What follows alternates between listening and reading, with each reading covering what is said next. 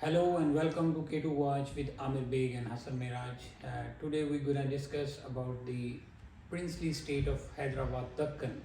What happened after independence in 1947? Um, what was its status before and after the independence? Um, I would like to ask Dr. Hasan Miraj, what were the demographics of Hyderabad, Deccan state after independence or before independence? Bismillahirrahmanirrahim. Thank you, Dr. Ahmed. So, the Hyderabad Deccan state was actually established in 1599 by Muhammad Quli Qutb Shah.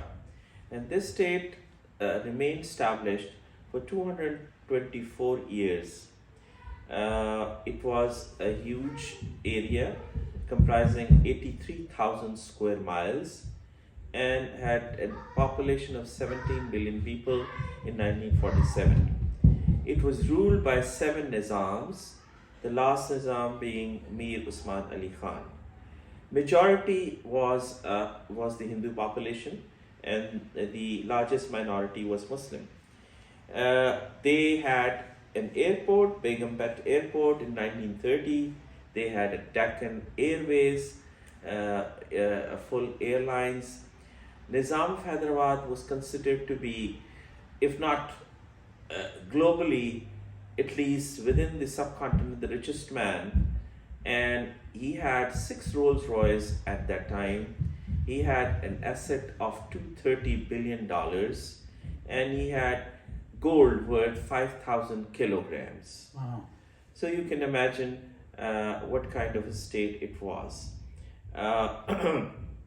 So these are some of the basic demographic information about the state of Hyderabad Deccan in 1947. If we go further back into history, it was part of the Mughal Empire, but then once when Mughal Empire diminished, the Nizams declared themselves as independent rulers, and they continued to be independent rulers under the British colony, under the British rule, and till 1947. What was the will of Hyderabad or Hyderabadi Nizam after the Independence Day? In 1947, the Independence Act promulgated that the Muslim majority areas will constitute Pakistan, the Hindu majority areas will constitute India. And there were about 500 princely states at that time within the subcontinent. Out of them, 3 major ones, the Kashmir, Hyderabad and Junagadh. These princely states were given the option either to join Pakistan, India or stay independent. The Nizam of Hyderabad, who was the ruler of Hyderabad at that time, he decided that he did not wanted to join for the time being India or Pakistan and wanted to remain independent. The Nizam of Hyderabad actually approached the crown representative and wanted Hyderabad to stay as an independent dominion within the Commonwealth. But that request was probably not fully accepted by the British Commonwealth and the British government. Therefore, what Nizam did was that he agreed on a standstill agreement with India, because India was pressurizing Hyderabad for accession to the Indian Union.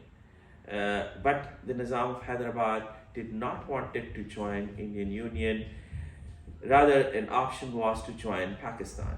But there were geographical hurdles joining Pakistan, because the state of Hyderabad was all surrounded from all sides by the Indian Union. Indian territory. So it was very difficult to join Pakistan. Therefore, the option was to stay independent. But the Indian government, they were pushing hard that the Hyderabad state should join the Indian Union. Therefore, the Nizam signed an agreement which is called standstill agreement for 1 year with India, that they will stay, the status quo will remain for 1 year. After that pressure, what Hyderabad did to avoid that pressure from India, diplomatically, especially? So, Hyderabad obviously was surrounded by Indian territory. Hyderabad militarily was not strong, so the only option that Hyderabad had was diplomatic. Therefore, the Nizam of Hyderabad approached the crown representative, the British crown representative, and asked them that the Hyderabad may be given a dominion, independent dominion state in the Commonwealth, and to be accepted as an independent princely state to continue. The response was not very good. The Nizam that approached with the help of the Secretary General of the External Affairs of Hyderabad, the United States Security Council, and asked them for the help. United States Security Council did respond on September 16 in its Paris meeting, but again it was not enough to stop the pressure from India. The Hyderabadi Prime Minister and administration also contacted the UN General Assembly and other international agencies, but again the support was not enough. It is said that the Winston Churchill and the Labour Party wanted to help the Nizam of Hyderabad, but could not come to the well support. Therefore, these diplomatic efforts did not succeed. So obviously, Hyderabad was a gold mine. They wanted to capture. I mean, they want to grab it. So, what did India did after that to block it? So it was obvious that the Indian mindset was that Hyderabad has to become part of India. Therefore, as a first step, they started the blockade, the economic blockade of Hyderabad. They started disrupting the railway system of Hyderabad. They started bombing the buildings in Hyderabad, and they created an atmosphere of chaos and harassment. That was how they started the pre-occupation adventure to capture Hyderabad. How did they capture Hyderabad? What was the planning, or what was that? So finally, after the blockade and after the harassment by the Indian government to Hyderabad, Nizam and his administration, they, as a next step, started military advancement. On the September 13th, 1948, 4 a.m., the Indian military and Indian army started proceeding towards Hyderabad. This military adventure was named as Operation Polo. And why it was named, it is said in the books that Nizam and his family was very fond of playing polo.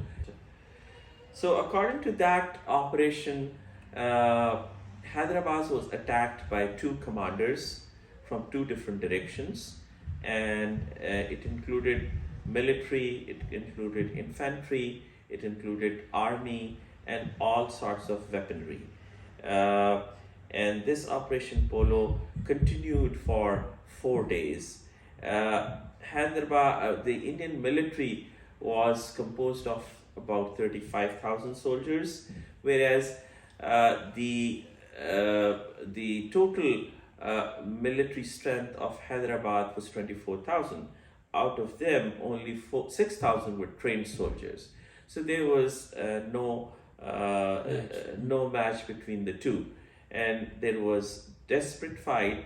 Although the Hyderabadi Defense Forces gave a difficult time for Indian Army, but ultimately Indian Army was able to subdue the Hyderabadi Defense Forces and on September 17th, 5 p.m., Nizam of Hyderabad surrendered, and the next day morning he resigned. So the Operation Polo was obviously a military operation against the wish of the Hyderabadi administration and the Nizam of Hyderabad. What do you mean by the Hyderabad massacre described in the books? So this military Operation Polo was not bloodless, was not clean. It actually killed very conservatively 24,000 to 27,000 to 40,000 people. And according to some other scholars and estimates, up to 200,000 civilians were killed in this process. And that is why it is called Hyderabad massacres. Mike Thompson from the BBC has depicted in his writings about the hidden Hyderabad massacres, and he has mentioned the killing of the people. So, when the Indian Army entered Hyderabad and they started killing the civilians, the reports reached to Prime Minister Nehru, and he wanted to investigate what is being done in Hyderabad. So, when Indian Army entered into Hyderabad, how did they treat the Hyderabadis? The historical data shows that there is ample evidence that the Indian Army and the local police took part in looting and crimes. The Indian Army soldiers encouraged and persuaded Hindu mobs to loot Muslim shops and houses. They desecrated mosques. Muslim villagers were disarmed, whereas Hindu villagers were not disarmed. There was mob violence, which was also joined by the paramilitary Hindu organizations like Hindu Mahasabha and RSS. The Indian Army took active part in butchery, and Muslim males were brought out of their houses and they were shot on the spot in cold blood. There is historical data that shows that the wells were full of corpses which were rotting. There were burned bodies, there were corpses in the ditches, there were charred bones and skulls. And some of the towns where the Muslims were in minority, they were very much affected. Those included Osmanabad, in which they say about 2,500 Muslims were killed. Then there was Gulbarga, where 5,000 to 8,000 Muslims were killed. Then there was Bidar, 5,000 to 8,000 Muslims were killed.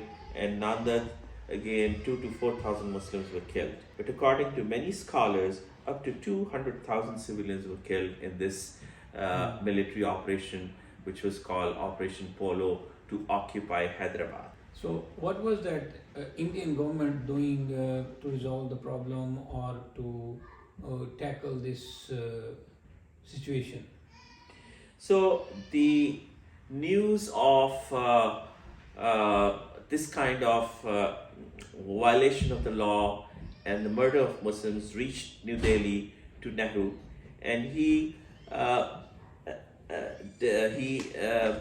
asked one of the congressmen, Sunderlal, to constitute a commission and to present a report on what is happening and what has happened in Hyderabad. This report was constituted, but that was never released till 2013. So Sunderlal report was kept in dark because that report showed a lot of what was happening in Hyderabad in those 4 days, and some of the data which is available is from Sunderlal report, and which also agrees to the death number from 27,000 to 40,000, and the role of army, which was involved in the killing of the civilians. This report was finally released in 2013 and is currently present in Nehru Memorial Museum Library in New Delhi. Does Indian exactly know what happened to the Hyderabad? Interestingly, a large majority of Indian population then and today don't know what happened in the 4 days of September when the Hyderabad was captured, was occupied by Indian forces. This is because that there was no social media at that time, and the Sunderlal report was never disclosed. So a large majority of Indians definitely do not know that there was a massacre that was committed in Hyderabad, mostly killing of the Muslims. And the world also does not know what happened in Hyderabad in those 4 days. How you compare this Hyderabad and Kashmir? So the comparison of Hyderabad and Kashmir is very interesting because both of these two states were the largest princely states in Indian subcontinent at the time of independence.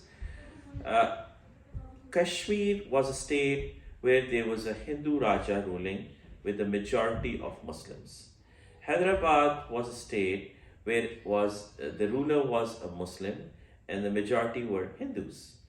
Now, according to the promulgation of the Independence Act by the Britishers, the princely states were allowed to decide either to join Pakistan, India, or independence. Now, when it came to Hyderabad, the ruler of Hyderabad did not want to join India, but India took military action and occupied against the will of the ruler of Hyderabad to take over the state, saying that it was a Hindu majority state and therefore needs to go with India. When it comes to Kashmir, the Hindu Raja was interested, did access the Indian government and signed an agreement of accession to India.